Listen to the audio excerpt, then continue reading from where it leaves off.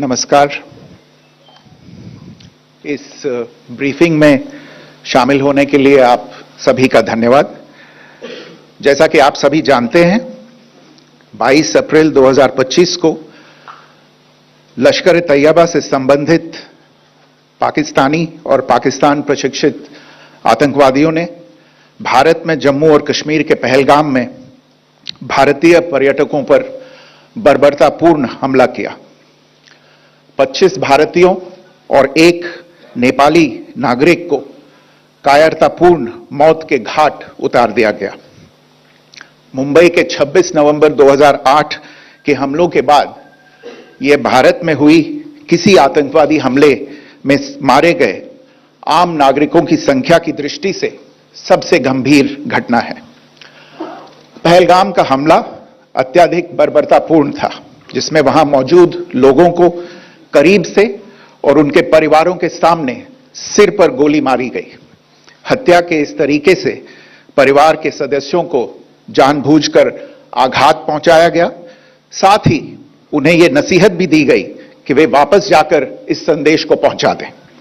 यह हमला स्पष्ट रूप से जम्मू और कश्मीर में बहाल हो रही सामान्य स्थिति को बाधित करने के उद्देश्य से किया गया था।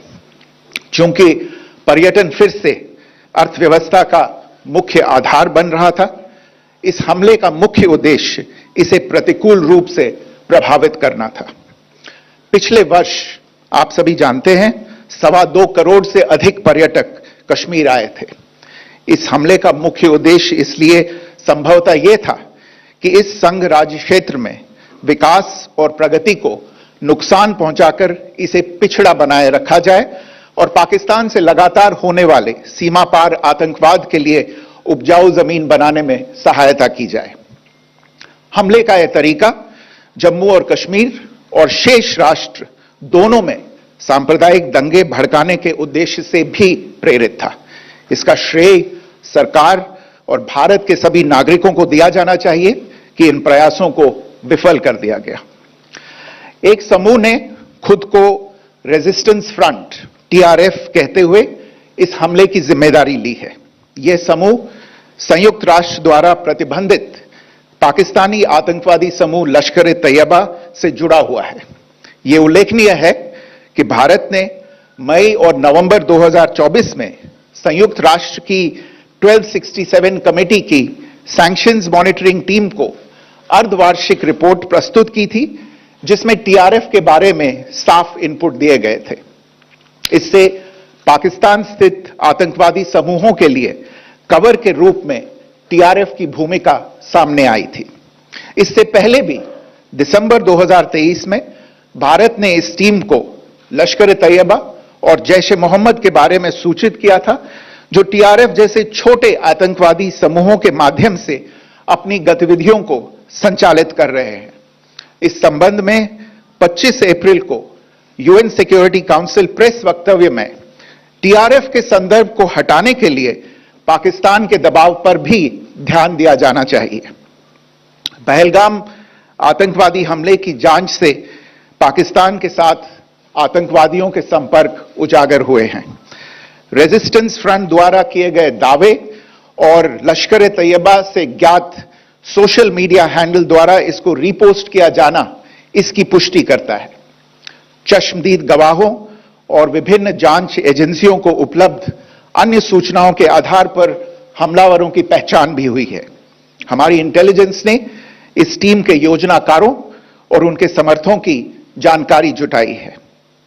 इस हमले की रूपरेखा भारत में सीमा पार आतंकवाद को अंजाम देने के पाकिस्तान के लंबे ट्रैक रिकॉर्ड से भी जुड़ी हुई है, जिसके लिखित और स्पष्ट दस्तावेज उपलब्ध हैं।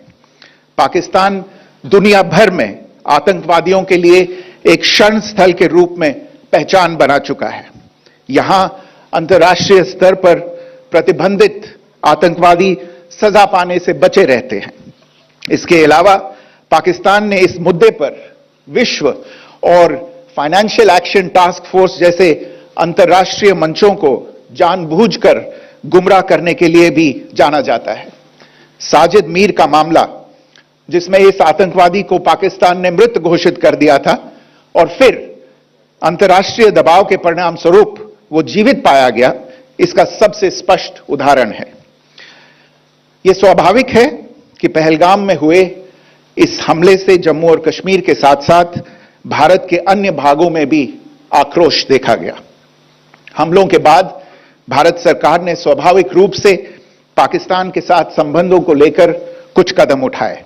आप सभी उन निर्णयों से अवगत हैं जिसकी घोषणा 23 अप्रैल को की गई थी। तथापि यह आवश्यक समझा गया कि 22 अप्रैल के हमले के अपराधियों और उनके योजनाकारों को न्याय के कटघरे में लाया जाए। हमलों के एक पखवाड़े के बाद भी पाकिस्तान द्वारा अपने क्षेत्र या अपने नियंत्रण वाले क्षेत्रों में आतंकवादियों की इंफ्रास्ट्रक्चर के विरुद्ध कार्रवाई करने के लिए कोई स्पष्ट कदम नहीं उठाया गया है। उल्टे वो इनकार करने और आरोप लगाने में ही लिप्त रहा है। पाकिस्तान आधारित आतंकवादी मॉड्यूल्स पर हमारी खुफिया निगरानी ने संकेत दिया है कि भारत के विरुद्ध आगे भी हमले हो सकते हैं। अतः इनको रोकना और इनसे निपटना दोनों को बेहद आवश्यक समझा गया।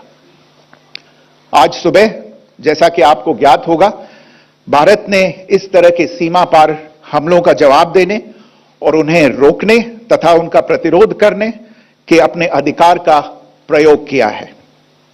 यह कार्यवाही नपीतुली, नॉन एस्केलेटरी, आनुपातिक और जिम्मेदारीपूर्ण है।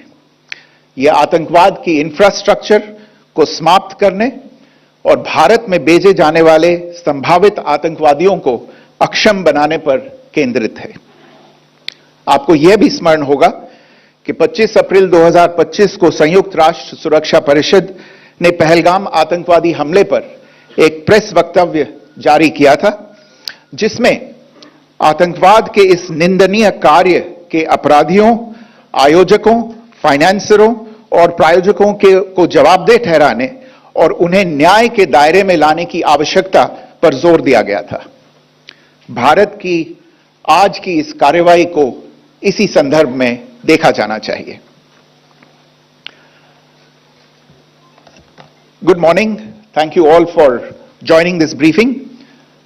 As you are all aware, on April 22, 2025, Pakistani and Pakistan-trained terrorists belonging to the Lashkar-e-Taiba carried out a savage attack on Indian tourists at Pahalgam in Jammu and Kashmir in India. They murdered 26 people, including one national of Nepal, causing the largest number of civilian casualties in a terrorist attack in India since the 26 November 2008 attacks in Mumbai. The attack in Pahalgam was marked by extreme barbarity, with the victims mostly killed with headshots from close range and in front of their families. Family members were deliberately traumatized through the manner of the killing, accompanied by the exhortation that they should take back the message. The attack was clearly driven by the objective of undermining the normalcy returning to Jammu and Kashmir. In particular, it was designed to impact the mainstay of the economy, tourism, with a record 23 million tourists visiting the valley last year.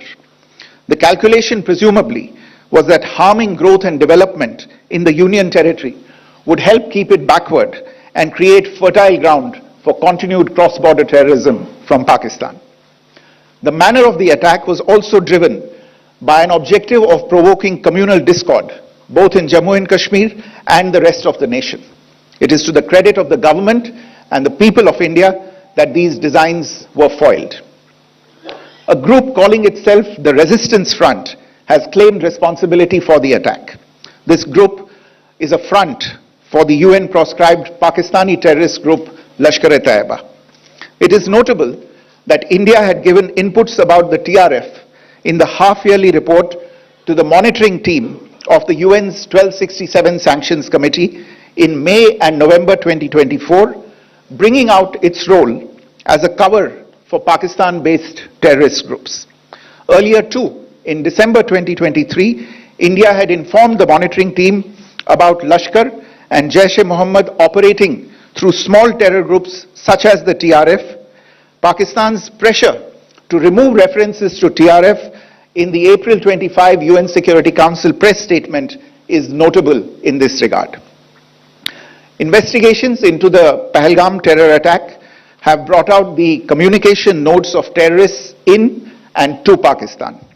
The claims made by the Resistance Front and their reposting by known social media handles of the Lashkar-e-Taiba speak for themselves. Identification of the attackers based on eyewitness accounts as well as other information available to law enforcement agencies has also progressed. Our intelligence has developed an accurate picture of the planners and backers of this team. The features of this attack also tie in with Pakistan's long track record of perpetrating cross-border terrorism in India, which is well documented and beyond question. Pakistan also has a well-deserved reputation as a haven for terrorists from around the world, with internationally proscribed terrorists enjoying impunity there. In addition, Pakistan has been known to willfully mislead the world and international forums such as the Financial Action Task Force on this issue. The Sajid Mir case, in which this terrorist was declared dead and then, in response to international pressure, brought back to life, found alive and arrested, is the most glaring example. The latest attack in Pahalgam has understandably generated deep anger in Jammu and Kashmir and in other parts of India. Following the attacks, the Government of India naturally responded with a set of initial measures relating to our engagement with Pakistan. You're all aware of the decisions that were announced on the 23rd of April. However, it was deemed essential that the perpetrators and planners of the 22nd April attack be brought to justice. Despite a fortnight having passed since the attacks, there has been no demonstrable step from Pakistan to take action against the terrorist infrastructure on its territory or on territory under its control. Instead, all it has indulged in are denials and allegations.